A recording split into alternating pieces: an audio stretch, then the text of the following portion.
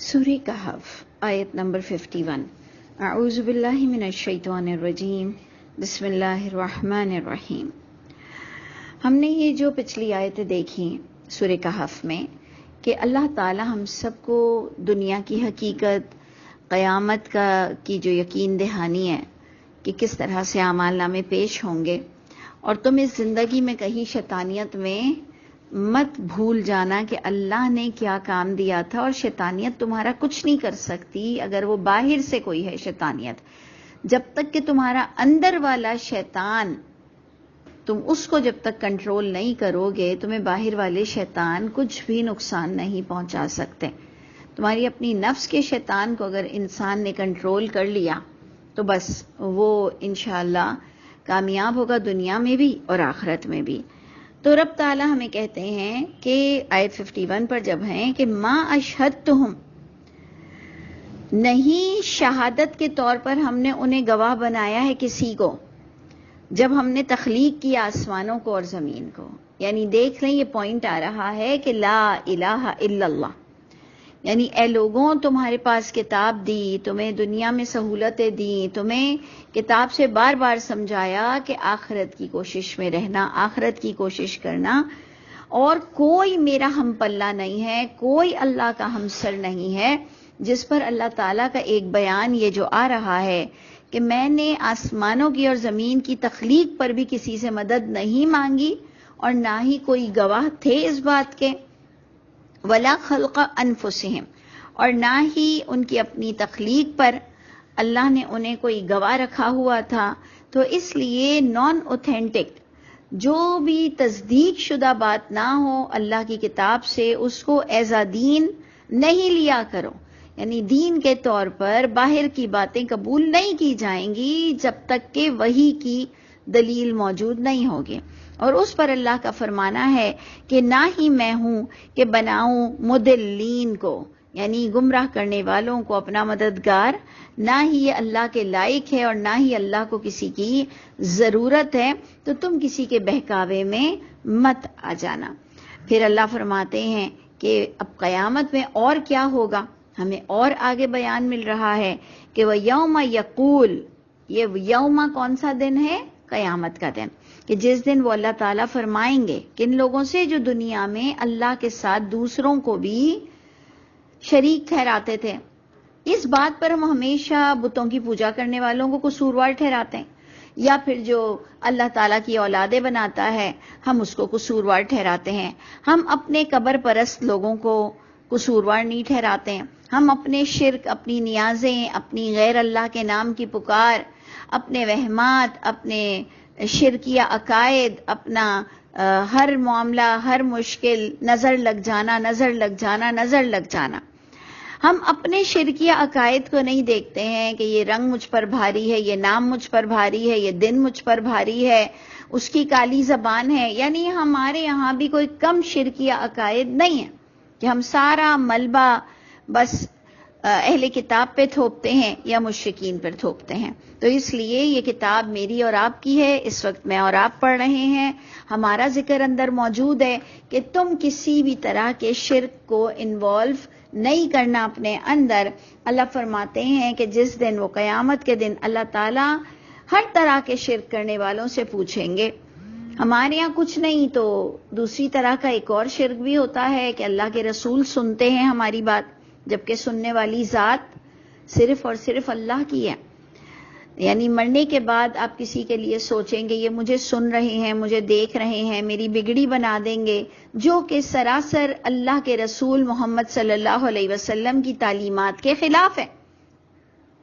اللہ کے نبی نے ہمیں کوئی ایسی تعلیمات نہیں دی، انہوں نے ہمیں لا الہ الا اللہ کا عقیدہ دیا کہ اللہ کے سوا کسی کے ہاتھ میں کوئی اتھارٹی نہیں، اور بلکہ قیامت میں تو وہ موجود ہوں گے، تب بھی وہ کہتے ہیں کہ میں اس بڑے دن کے عذاب سے بڑا ڈرتا ہوں، میری قوم کے لیے بھی، انی اخاف علیکم، میں تمہارے بارے میں بہت ڈرتا ہوں اس بڑے دن کے عذاب سے۔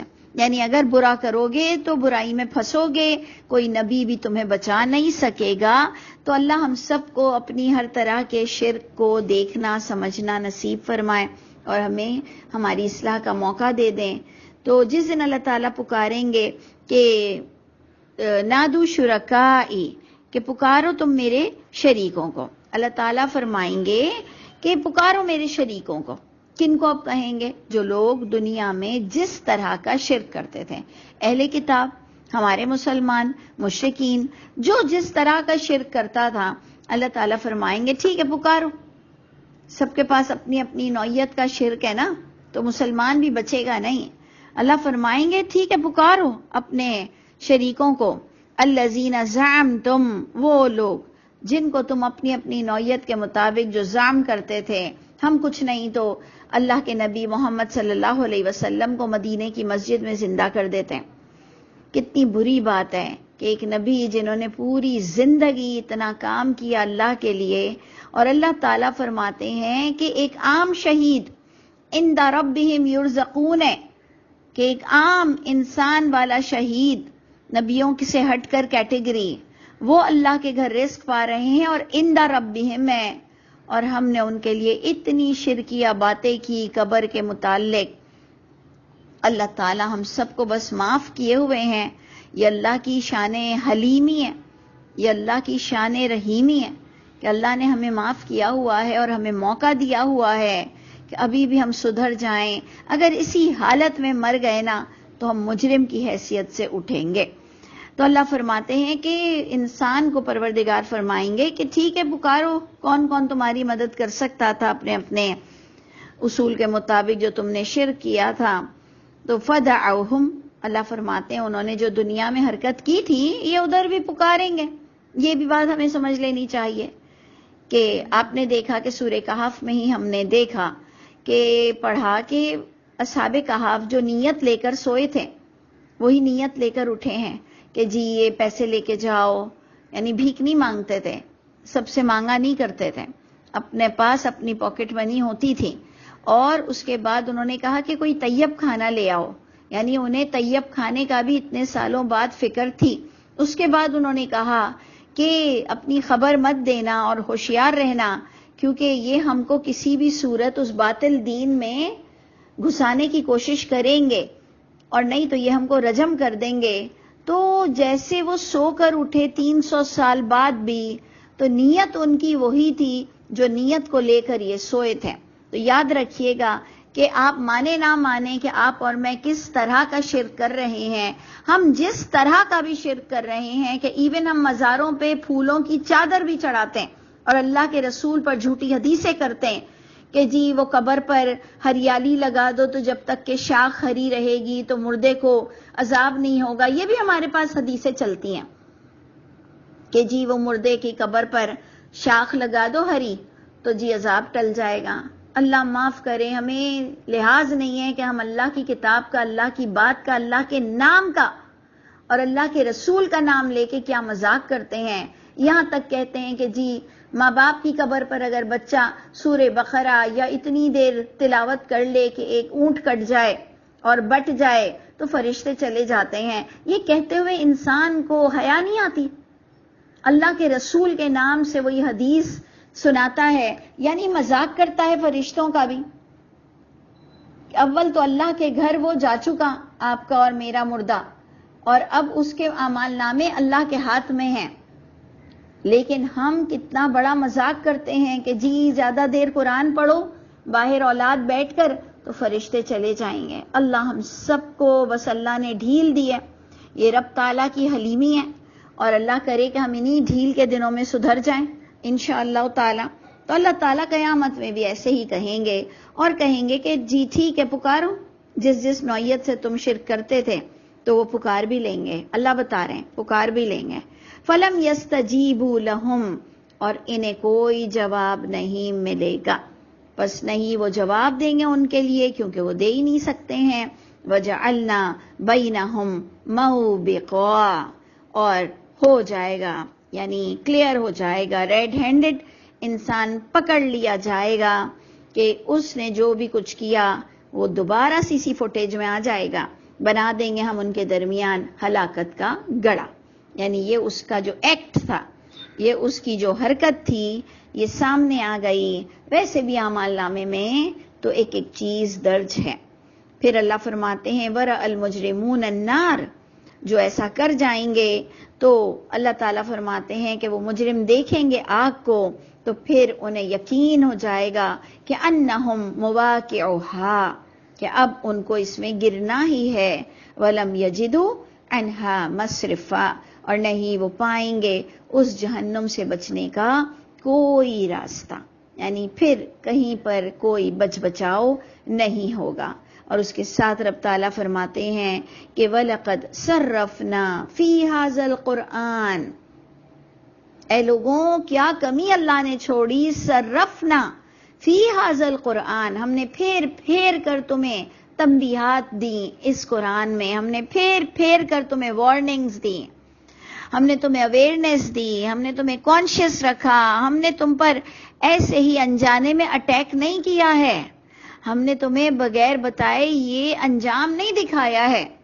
اللہ نے تو ہمیں پوری زندگی وحی کی کتاب سے اگلے پچھلوں کو سب کو اس بات پر بار بار یقین دہانی کرائی کہ انہو لحق الیقین، انہو لقول فصل، کہ یہ یقیناً بالکل سچی باتیں ہیں اور یہ بالکل فیصلہ کن باتیں ہیں۔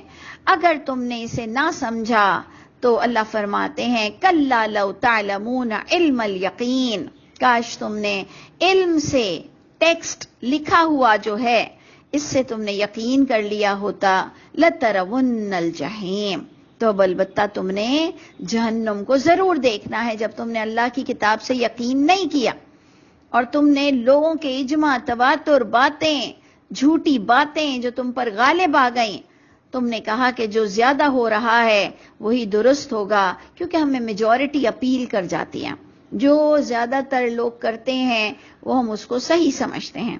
مارکیٹنگ سے لے کر کوئی پروڈکٹ ہے مارکیٹ کی، اس تک سے لے کر دین تک کا ہم نے یہ حال بنا دیا کہ مارکیٹ میں جو چیز زیادہ بکے گی اس کا مطلب وہ اچھی ہے، تو جو دین کے نام پہ زیادہ بکتا ہے، زیادہ بولا جاتا ہے، ہم نے بھی سمجھ لیا کہ وہ صحیح ہے، کیونکہ ہماری اپنی سیلف آبزرویشن قرآن پر نہیں تھی۔ ہماری ماؤں نے ہمیں تجوید پڑھا کر قرآن ختم کرا دیا، لیکن ہمارے والدین نے ہمیں ترجمے سے آگاہ نہیں کیا۔ تو ٹھیک ہے، کوئی بات نہیں، اگر آج ہمارے والدین نے یہ کمی کی تو آج آپ دیکھ لیجئے کہ ہم خود ہی اپنے طور پر ہم نے پڑھائی لکھائی کی، دوسری طرح کی چیزیں ہم نے اپنے والدین سے نہیں سیکھی، لیکن جو ہمیں اچھا لگا، صحیح لگا، ہم نے اس کی طرف دوڑ لگائی۔ ہر اولاد نے ماں باپ سے ہٹ کر دوڑ لگائی، دنیا کے لیے بھی، تو کیا آخرت کے لیے ہم ترجمے کو نہیں سیکھ سکتے اور اپنے رب کو نہیں پہچان سکتے اور شرک کی ساری اقسام ہمیں نہیں پتہ چل سکتی؟ تو بس اللہ سے یہ دعا ہے کہ میں اور آپ بھی انجانے میں اگر کوئی ایسی حرکت کر رہے ہیں جو شرک ہے تو رب تعالی ہمیں زندگی تندرستی کے ساتھ توفیق عطا فرما دے، کیونکہ ایک وقت آتا ہے جب انسان کی پکڑ ہو جاتی ہے پھر توبہ قبول نہیں ہوتی ہے۔ تو اللہ تعالیٰ اس پکڑ سے پہلے ہماری توبہ قبول فرما لیجئے اور ہماری اصلاح فرما دیجئے۔ السلام علیکم ورحمۃ اللہ وبرکاتہ۔